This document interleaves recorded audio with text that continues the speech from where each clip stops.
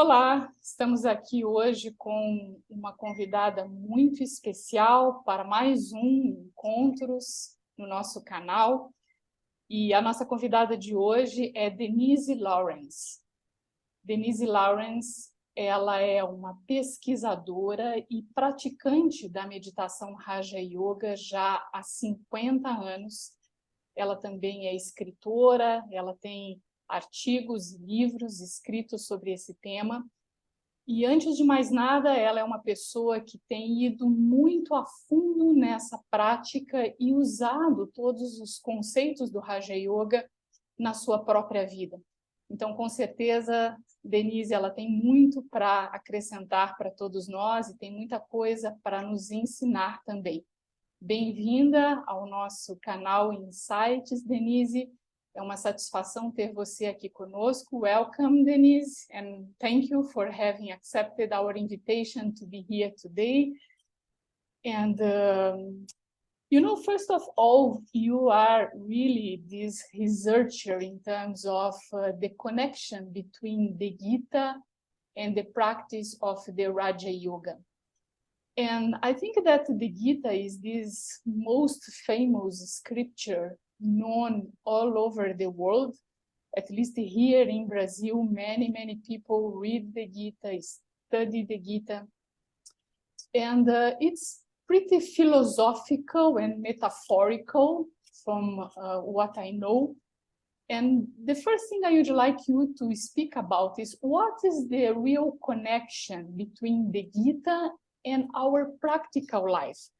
How people could take some of the lessons and the concepts and the directions in the Gita and apply in their lives, day-to-day life, so that they can take a real benefit from that.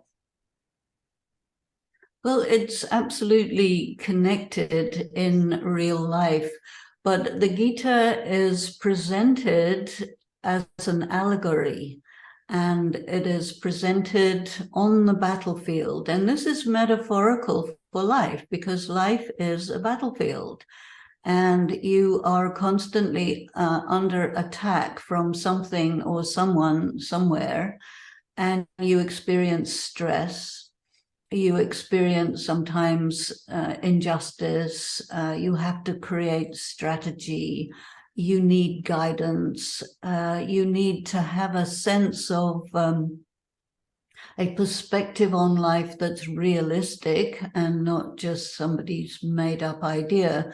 So the Gita is ancient, is said to be 5,000 years old, and it's said to come from incorporeal God, who positions himself as the teacher and also as the instructor of the spiritual warrior.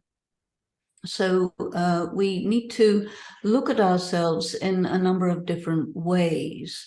And life is in the context of relationships. And life is a very competitive affair. It's political. The family system is political. You have to negotiate for your rights. You have to negotiate the balance of power in order to be able to express yourself freely. And the Gita is all about the philosophy of karma, which means you really are given plenty of information as to how to act in such a way that the consequences of your action bring about the best possible result for you and for everyone else. So it's absolutely relevant whether we're talking about 5,000 years ago or 1,000 years ago or now, because human nature is human nature. It's always been like this. It's an inner war as well. People have their inner demons, and the Gita talks a lot about how to handle those. And you're in the context of your family, your community, your country, you're in the world, you're in your culture. You have a context of cultural beliefs, religious beliefs, scientific beliefs, a worldview, and you have to understand yourself in the midst of all that and how to function so that you have full success. And people are disempowered, and they mostly don't know what they're doing in all the spheres of life. They may be good in one or two spheres, but very few are good in all spheres.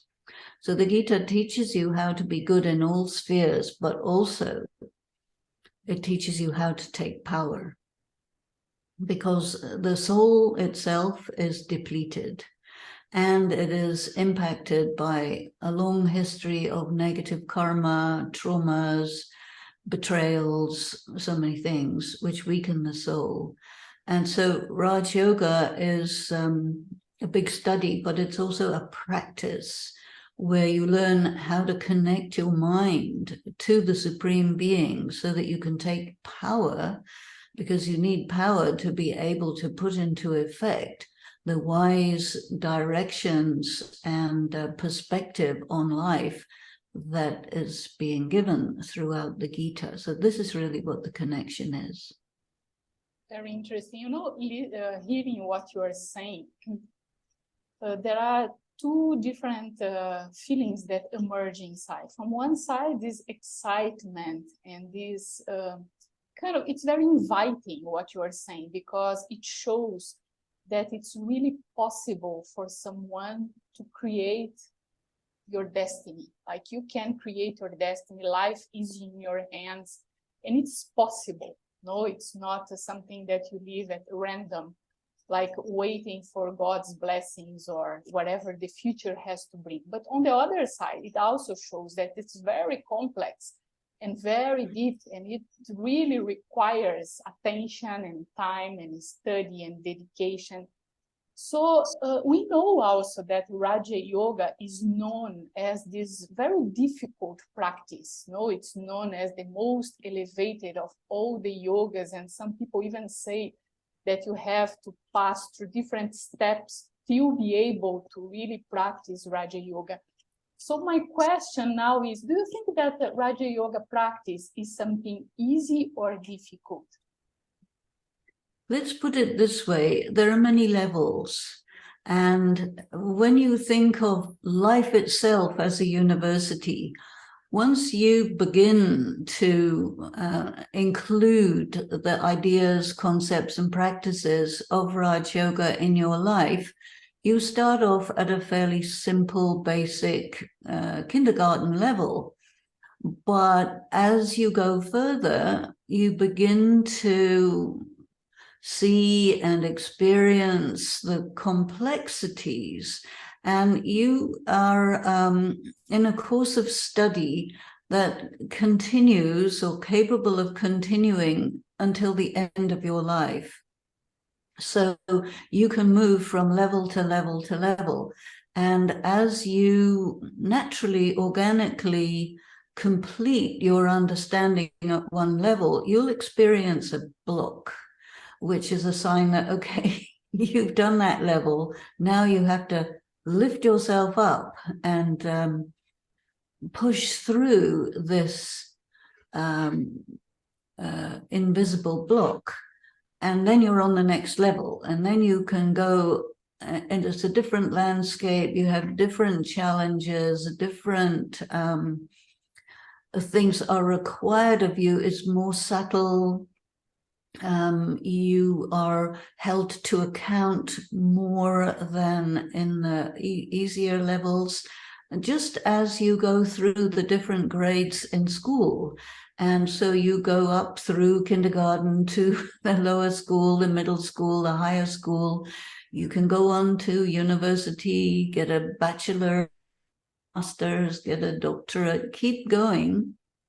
But unlike a regular university, you don't specialize in a narrower and narrower area of specialization as most academic people do. but for you, your horizon gets wider and wider and wider, and you learn something that I call circular thinking, which enables you to look at everything always in a holistic way. You're always looking at the whole universe, and your perspective as you progress becomes broader and wider and deeper, and you're able to grasp much larger universal concepts and live in the midst of that, doing what you have to do and shifting your mind from the here and now, right this minute, right here, and look at it from a global perspective in the next second, so that you're never out of context. And this is what I like about it so much. And when you see it like that, and you're looking at the past, the present, the future, which the Gita talks about a lot, you need to see the consequences of what you're doing and how you got to where you are now. And this is all about the past, present, and future. And to understand that you must really pay attention to the present, because that's the only time that you have freedom of action. And if you are busy thinking about something else in the present moment, you miss opportunities, and then your karma cannot be as potent and as impactful as it would be if you're really understanding the importance of using every present moment. And as the present second goes into the past, let it go and focus on the next second, because that is where you can act. And this is how you create your destiny. Coming to this aspect that you are mentioning about the present moment, and also connecting it with the Gita, we are living unprecedented times, I believe, because of the intensity of the events that are going around, but also people are so anxious. It looks like after the pandemic, everyone became a little bit more anxious inside. So it looks like it's extreme outside, but it's also very fast inside. And so many challenges like this war and natural calamities, which impact the economy of the entire world. And people don't see much perspective of future in a long term. How would you connect the present moment with the Gita itself? Well, one of the things that we learn in the study of Raj Yoga that we do in connection with the Gita is that, the world, which the Gita also speaks about, the world of sense perception is deceptive. And so what you have to do in your practice is to realize that all the things that you can perceive through the senses, that means what you see, what you hear, what you touch, what you smell, everything that's, invading your consciousness through all your senses is a three-dimensional movie, which is multi-level, because a lot of what people experience is not like they used to, but we have all this media and social media and everything, so that you get bombarded with material, and people's work is using technology and so on. So we are very much affected by the high speed of technology and what we are required to do. Technology was supposed to make life easier, but it definitely makes it more complicated. So what you have to do using the knowledge of yoga is to create distance between yourself and your sense perception, and understand that your responsibility to yourself is to be selective. And you learn how to use your focus of attention in such a way that you select whatever is useful, relevant, meaningful for you, and what you want to know.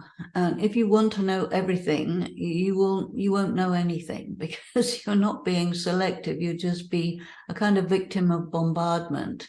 And so you need to be really keep yourself in the center of the universe, not as a kind of bystander, but there you are. Everything is happening to you, and the place where you experience whatever comes in through your senses, that's your mind. And what the Gita teaches you is how to take care of your mind, so that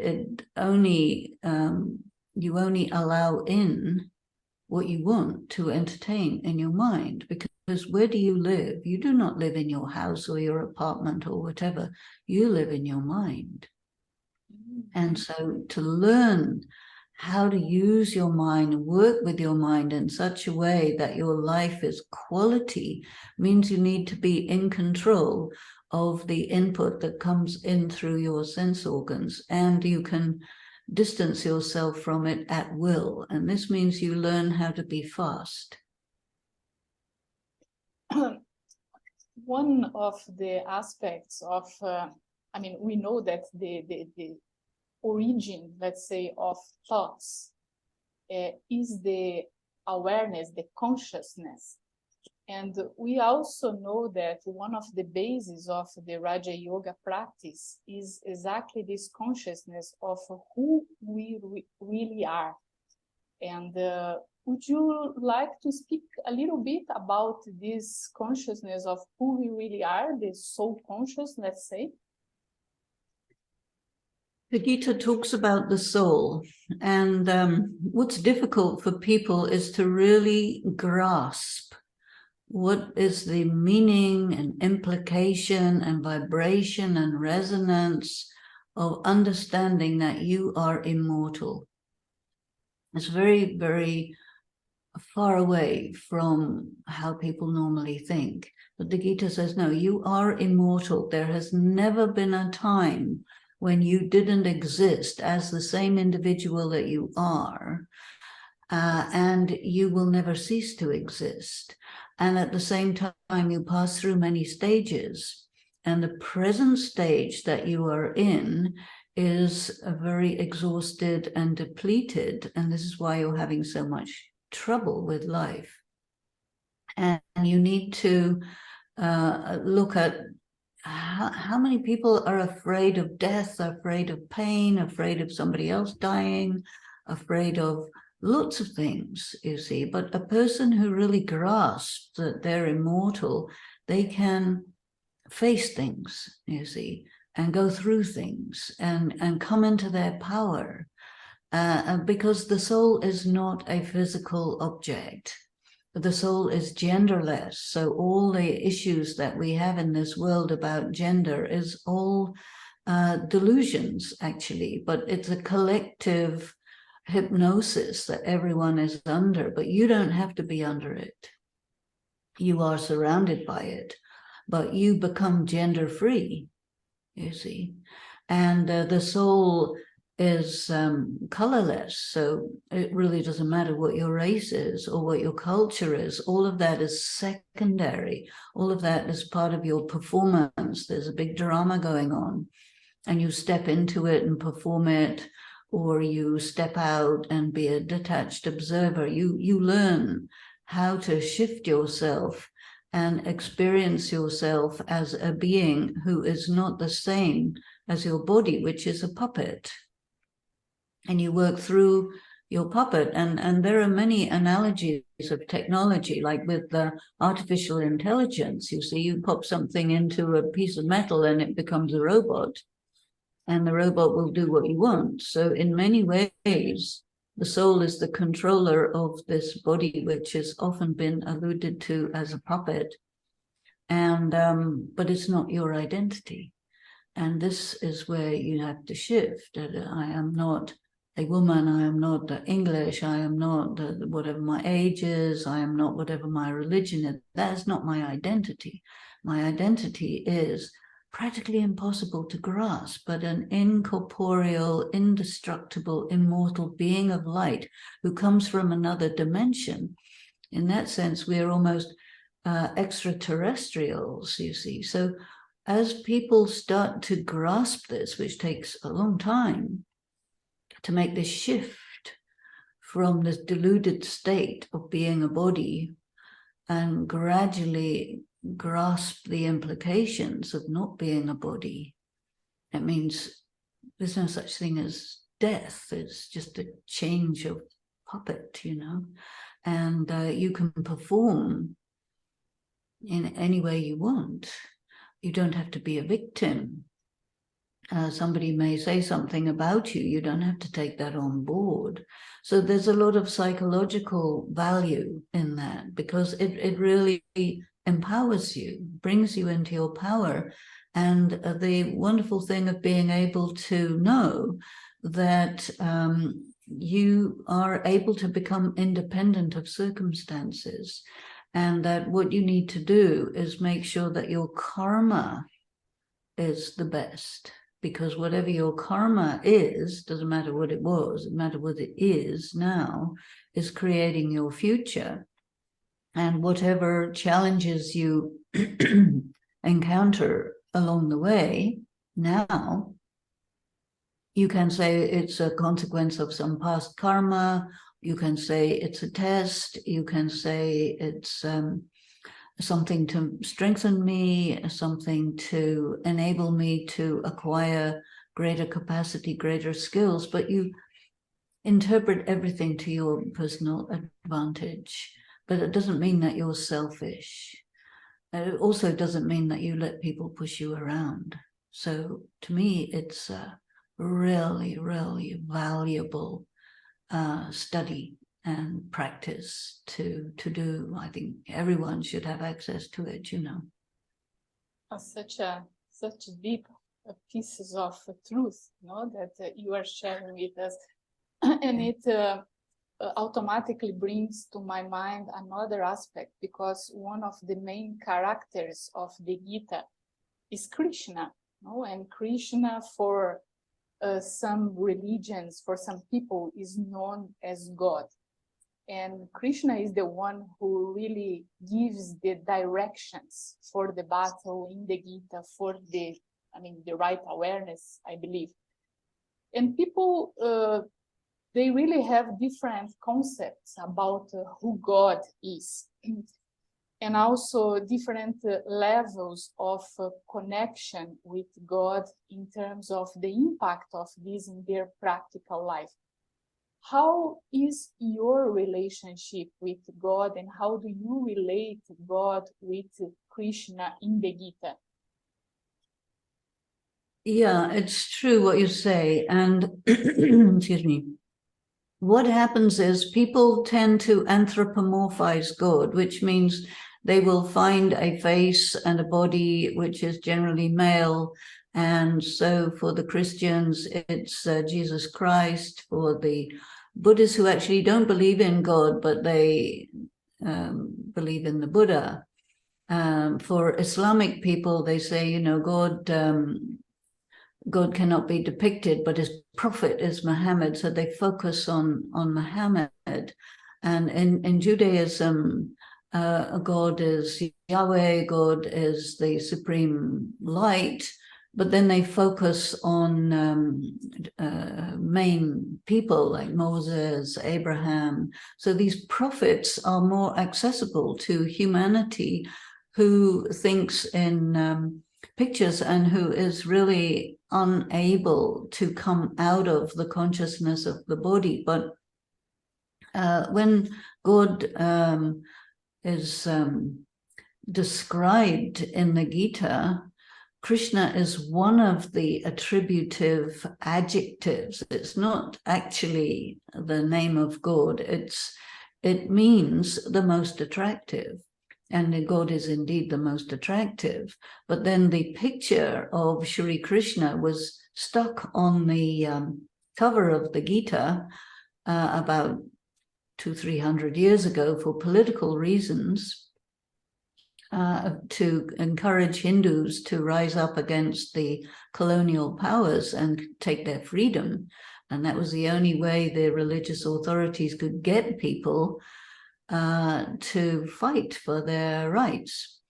And so that's when and how Krishna became known as the god of the Gita. But otherwise, if you look through the whole Gita, there are many different words which describe God as like names.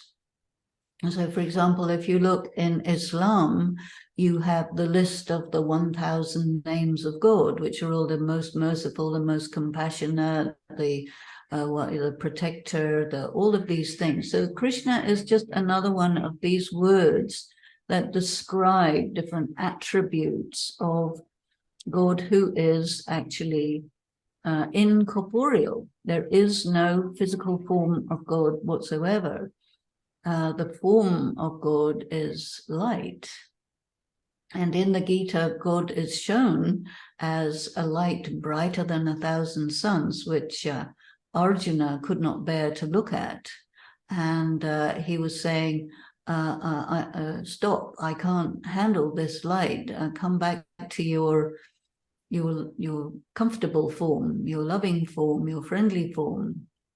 And so God is known as, in Sanskrit, Bahurupi, you see, which means one who has many facets, one who can be experienced in many, many different ways. So when God is the almighty authority, the supreme justice, you better be afraid. But God is also the lover. God is your mother, your father, your friend, your companion, your guide. These are all kind of friendly relationships. And when you begin to get a relationship with God who presents himself to you, who says, you know, I exist, and but I'm not physical, and I'm not human, but I do exist, and I am your mother, father, teacher, friend, guide. So come to me, come close to me. But for that, you have to set aside your consciousness of the body.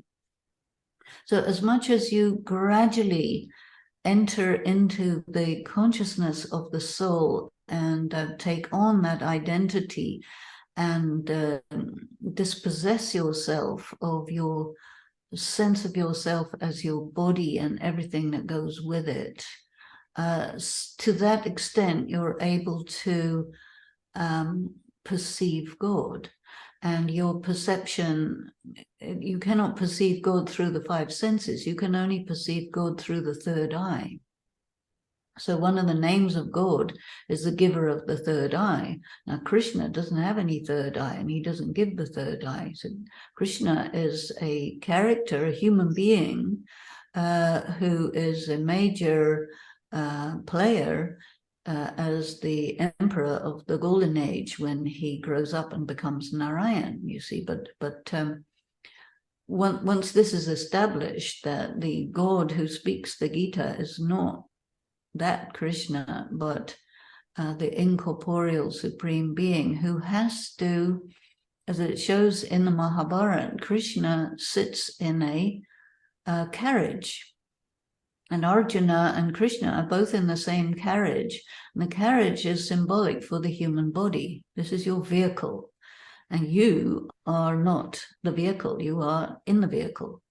And so Krishna, or God, is talking to Arjuna in this vehicle, which means there are two souls in one body, and they're talking to each other. And this is out of range of most people's ability to comprehend. But yet, if you think about it often enough and deeply enough with enough details, you can gradually grasp it, that, yeah, this is the only way that God can communicate with humanity in a dimension that human beings can manage, you see, which is the human language. And so God will speak as an incarnated spiritual entity, incarnate into the body of the person he wants to talk to. And the interesting thing about the Gita, which is different from all the other religious descriptions of the encounters with God, of the prophet of that religion, that it was witnessed by other people. You see, when Moses saw the burning bush, there were no witnesses. And, you know, when Jesus was talking to God, there were no witnesses. All these people who have these great enlightenment experiences, Buddha underneath the Bodhi tree, no witnesses. But when Krishna is talking to Arjuna and on the battlefield in the carriage, there were 3 or 4 witnesses, and they all listened to what God was saying. And so this is very, very important, because you establish whether something happened or not if there are witnesses. It's a legal procedure. And so it's very interesting how the Gita stands up to legal scrutiny when you understand the metaphors and symbols and so on, and put them in front of people, that this is how you can read the symbolism. And that's really what I focus on in my research and my work. It seems that meditation has a role, a key role. I believe in 2 aspects. First, to be able to grasp beyond the reason. And second, to also be able to connect with your entire being, and kind of really experience all of these aspects. Like even listening to you now, some of the aspects, you really can kind of connect with them, with your heart, with your being, and then they start to make much more sense. And I think that the meditation teaches this art, of kind of being able to be more subtle in your perception of reality. So our time is almost finishing, and I would like to invite you to finish this encounter, this meeting, speaking a little bit about meditation, and maybe guiding people in a brief experience of meditation, if possible. Sure. Well, meditation is a journey. It's an internal journey. And meditation actually means to think very, very deeply and with focused attention on what is really worth thinking about. And so the study is the base of the meditation. And you need to take up an attribute of the study or an aspect of the study and focus on it. So if you say, okay, I want to focus on this idea that I'm immortal. So that means you make a commitment to yourself that I will not think about anything else other than I want to understand more deeply, more subtly, what does it mean to consider myself as immortal? Because that's different. And so allow yourself to turn within, because you're not using your senses for meditation. You're going inside and you're using your mind, your capacity for comprehension and understanding, evaluation. This is your intellect. In your mind, you experience the implications. In your intellect, you focus on the elements. You collect the elements that are part of your thought process. Immortal means no beginning, no end. It's not like your birth certificate or your death certificate. Those are totally irrelevant. So how is my duration? How do I think about being forever? Not dying. I came from somewhere. After this life, I go somewhere. This life is a little tiny slice of a much greater whole. So in my meditation, I'm being led to this greater whole that is the totality of me. And how do I know this? It's because a greater being than myself is talking to me about it, letting me know who I am. So I need to have greater access to that being because I need to know what else there is. But the immortality of myself is my focus now. So let me keep my attention on that and try to feel in the mind the enormity of this acknowledgement to myself. I am actually immortal. I don't have to become immortal. I'm already immortal. I just have to understand it and sense it so that I know it. And when you meditate like this, you go deeper and deeper and more focused into the meaning of the idea. And through that, you begin to experience it.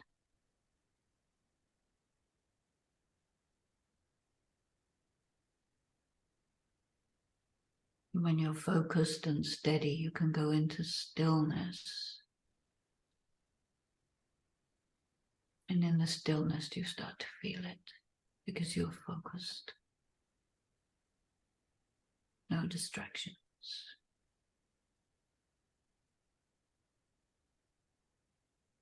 Just I am an immortal soul, and that's that. But it's amazing.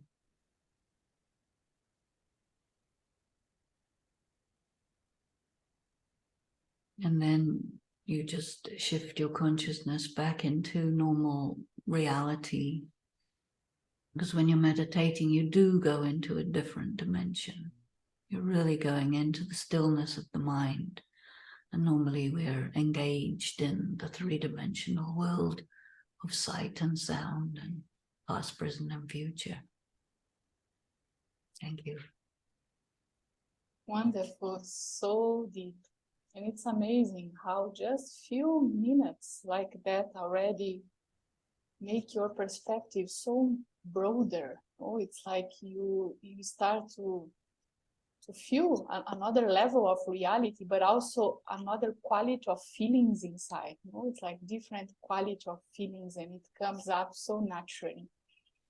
So thank you, Sister Denise, many thanks. I'm sure there are so much more for us to explore with you, and I hope we can have a second chance to have another session. E muito obrigada a todos vocês que nos assistiram. Vocês podem, se quiserem, encontrar mais coisas sobre Sister Denise, mais conteúdo, a gente vai compartilhar na descrição desse vídeo os diversos canais através dos quais vocês podem encontrar esse material dela. E também, se vocês acharam esse conteúdo relevante para a sua vida, inscreva-se no canal, a gente vai disponibilizar muitas outras sessões para vocês poderem se aprofundar. E também não deixem de compartilhar com outras pessoas que vocês sintam que possam ter benefício desse conteúdo que a gente tem colocado à sua disposição. Muito obrigada.